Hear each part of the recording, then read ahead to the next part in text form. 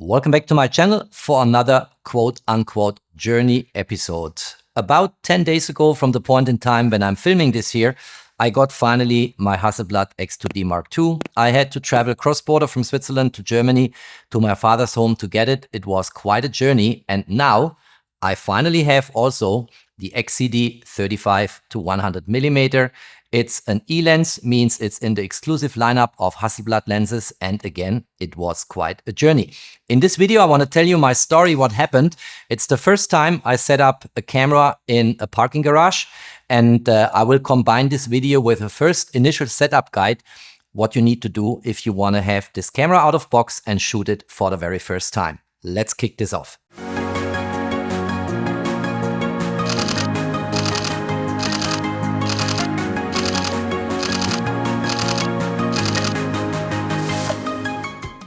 If you have not yet subscribed to my channel, please do so. Subscribe, hit the notification bell, support my work. For you, it's for free.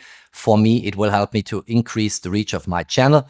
Many thanks for that. All right, so what happened? This lens here, the 35-100 XCD lens, is almost impossible to get. If you've not been included in the first batch of delivery, you very likely will have to wait for some time. I signed up for the stock alert at Hasselblad, but whenever I got the notification, the moment in time I visited the page, the store, it was sold out immediately. Now, what I also wanted to have is a second camera body. And here you have the camera body I picked up from my father's home. And this is the one I picked up during my journey for the 35-100mm XCD lens. And that's part of my story. And why do I need two camera bodies?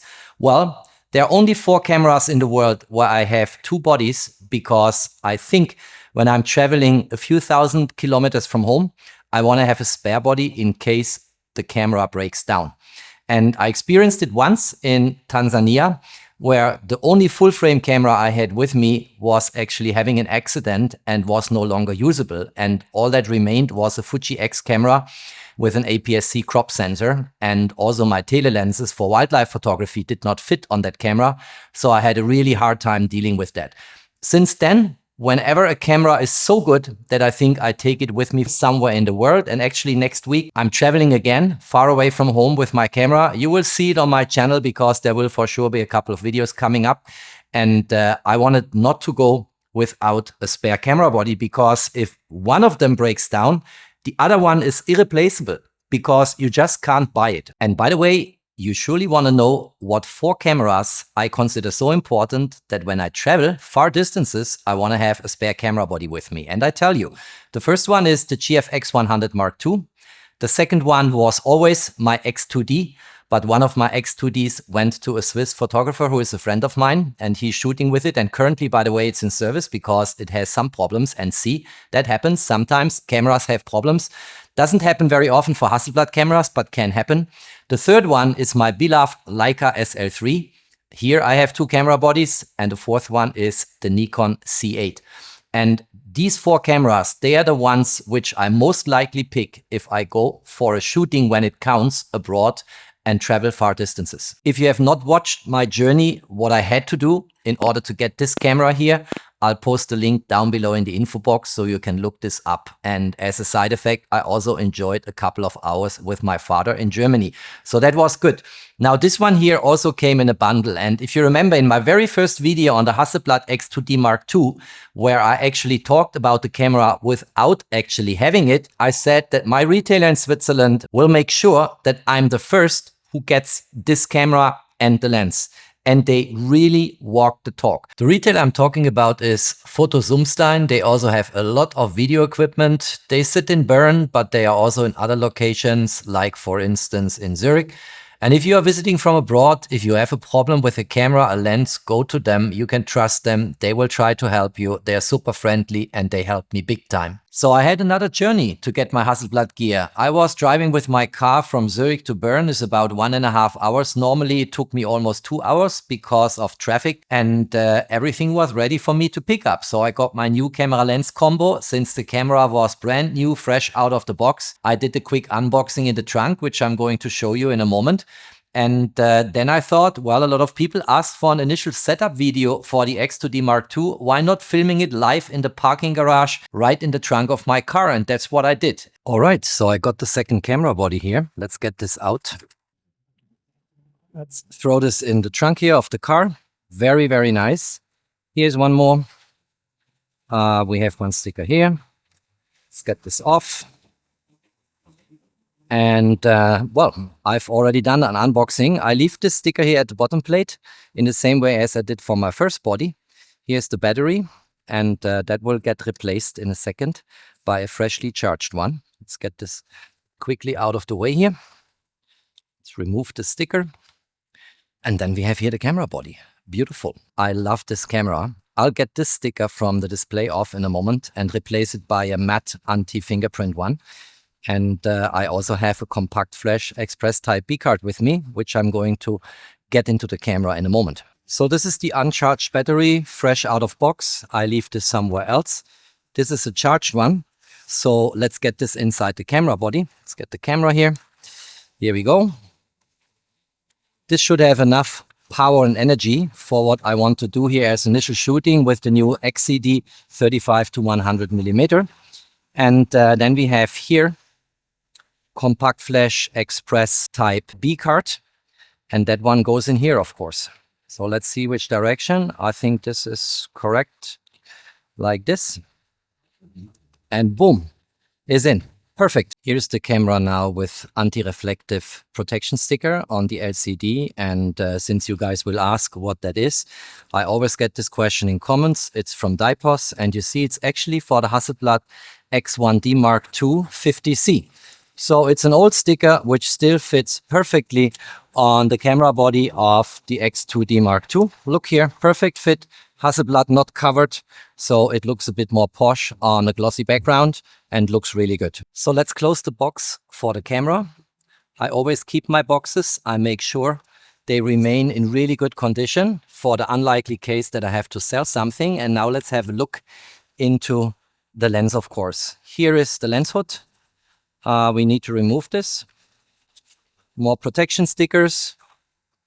Looks really good. Very nice quality, build quality, orange, white, like always from Hasselblad. And then we have here the lens. And the lens, I can say now, from having it finally for the first time in my hands, is much bigger than I thought. This is a really, really big lens. So I'm curious when I shoot this here now in Bern, in the capital city of Switzerland, what I get out of these images, because this is quite some weight. Well, weight actually feels okay, but the size and the filter thread is huge. So let's get this off here. Let's put this aside for a moment, because I want to show you something else. I also purchased at Zumstein in Bern a B&W filter. So let's open this up. Comes in a pouch. Quite nice. And then we have to open this here. And here we go. That's the filter. Looks very, very good. I like it. Nice filter, nice finish here. Looks really good. So let's get this off here. Let's get this mounted.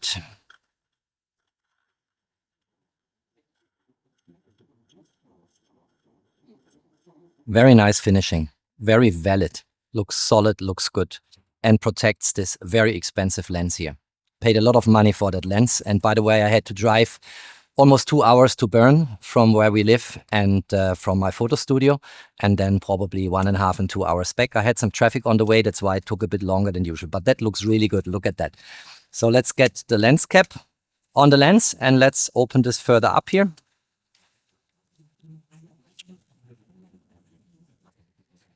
Number one, number two, and look at this lens. So here is, I will do a fully fledged review of that lens, of course, on my channel, because you guys will anyway ask for it. But here we have the zoom ring. Is very, very firm, not stiff, but firm, enough resistance. 60mm, 75, 100mm. Very nice, buttery smooth. If there would be video capabilities in the X2D Mark II, I would very likely say this is a perfect lens for video filming. Then we have here focus ring. And here we have a function ring where we can assign, for instance, aperture, ISO, other functions, and you program this in the menu, of course. And that's the lens, now mounted to the camera body. How cool is that?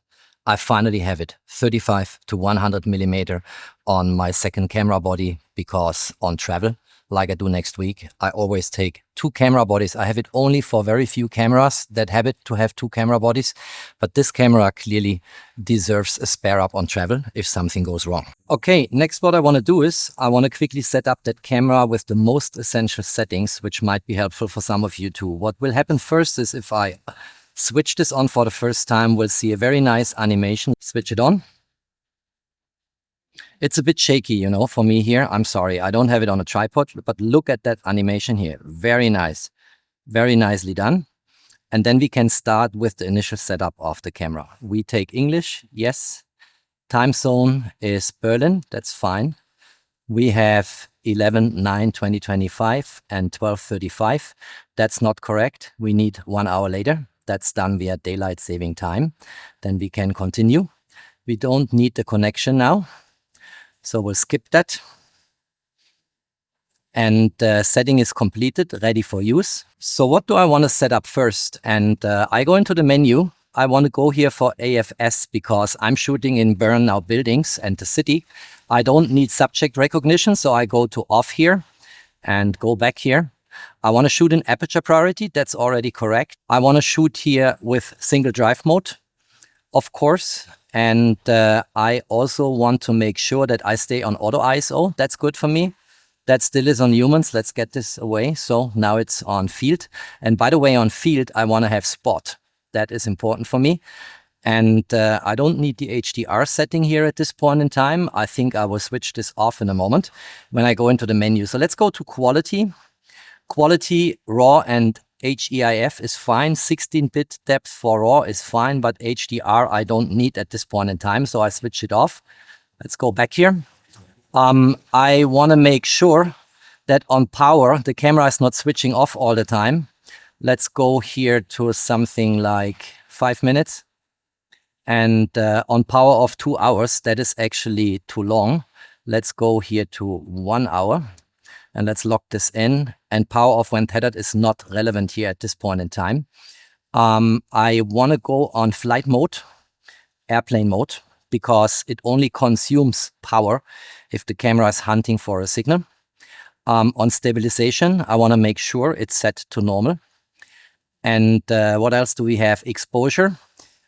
Reset after exposure, I don't want that. Reset after reboot, yes. Electronic shutter, I don't want to use. I want to stay exclusively on mechanical shutter. True exposure is something I want to switch on. Shutter speed limit, I don't need at this point in time. Exposure simulation is for all modes, that's good. I want to have on exposure definitely 1/3 steps. Let's do this here. And on exposure adjustment, it's already on 1/3 steps, so that's fine. Let's see what else we have on focus. Anything I need to take into account? Reset focus point. No, I'll steer this via that button that centers it and centers the focus field. Autofocus result sound low is fine. Assist light on is good. Arbitrary tracking is something I will cover, as mentioned already in another video, in a different video where I dedicatedly talk about autofocus. Tracking scope, we don't need that here. Focus indicator. Definitely peaking in zoom is good. The color is not good. I want to have magenta here. And these are all habits I have, right? Touch autofocus, I don't want. And move autofocus point for electronic viewfinder is also something I don't need at this point in time. And I think we can leave the crop modes. We don't need flash display. Let's have a look. EVF rear screen auto is fine. Auto brightness is fine. Top display brightness, I don't need to adjust at this point in time. And preview time, I want to have a bit longer. Let's go here. Let's swipe this time. Let's go here to 4 seconds. I want to have preview everywhere. Let's switch this on. Overexposure warning is always more or less annoying me. I don't want that. Diopter, I adjust in a moment. And look if this is fitting. You have to look through the EVF to do that. Eye sensor distance short. I think I have this a bit more generous. And always start live view in EVF is something I don't need at this point in time. Then let's see what else do we have. I want to go to storage. And I don't want to have primary storage. Well, I will leave it on Compact Flash Express, but on overflow, I want to have backup. In this way, all of my images, all the footage ends up on the internal SSD and the Compact Flash Express Type B card. And what we need to do is we need to format the SSD, format. And I also want to format the Compact Flash Express Type B card. See, it's hesitating sometimes, but it's doing the job. And then I have a fresh, clean start, although the camera is out of box, so it would not harm to not formatting it. But it's also a habit I have developed over the years, of course. Then format Compact Flash Express Type B card, format. It's a 512 card, which is in there. You see here 474 GB free. So storage is done. Stabilization we looked into, connection is in airplane mode. On general, anything else I need to do, custom buttons, I make a dedicated video where I show you in detail how this works. Not a quick tip video, but a fully fledged tutorial. Custom overlays at this point in time, not important. User profiles, custom profiles, no. And I think we are done. I think that's it. The camera is ready for being shot. I will enjoy burn now for the next couple of hours and come back with my images later. The first images shot with the brand new 35-100mm XCD lens in the exclusive lineup of Hasselblad X system and V system lenses. Before concluding the video, let me tell you what comes next. So today I'll post this video here, which is basically my first encounter with the 35-100E and my initial setup guide, how I set up the camera for my very first shooting.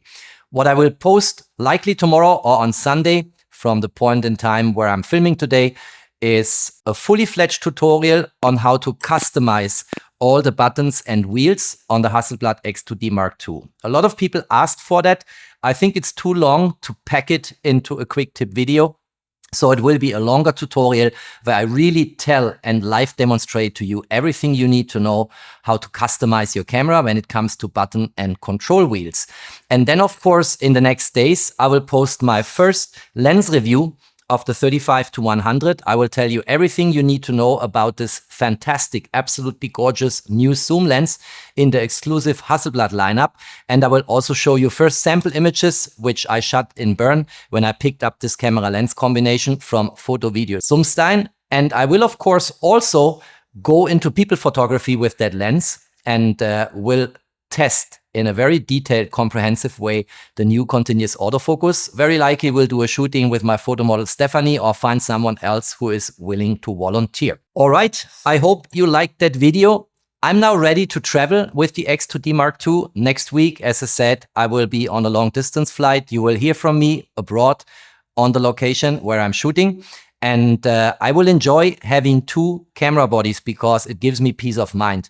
And the lenses I will take with me are the 35-100 because I want to test it. The second lens going with me will be the 38V because that is an ideal lens for street photography. And there is quite some program ahead of me for next week. If you like this video, don't forget to drop me a thumbs up. Stay tuned on my channel. There's always more to come. Thanks for watching. Stay safe and healthy. And of course, peace out.